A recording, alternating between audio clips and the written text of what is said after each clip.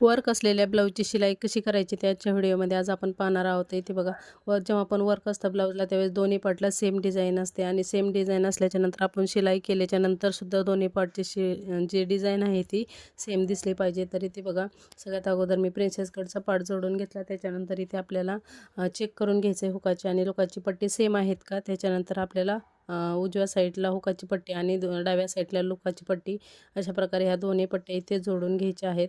आणि लुकाची पट्टी आपण 3 इंचाची काढलेली आहे आणि हुकासाठी आपण 2 इंचाची पट्टी इथं काढलेली आहे.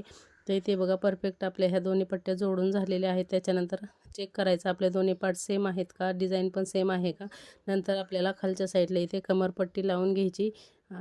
जशी आपण बॅक पार्ट लावतो सेम त्याच पद्धतीने इथे पण आपल्याला दोन्ही साईडला इथे कमरपट्टी लावून घ्यायची. तर इथे बघा, एकदम परफेक्ट पद्धतीने हा आपला पुढचा पार्ट जो आहे तो स्टिच करून झालेला आहे. एकदम डिझाईनसुद्धा एकदम परफेक्ट अशी आलेली आहे.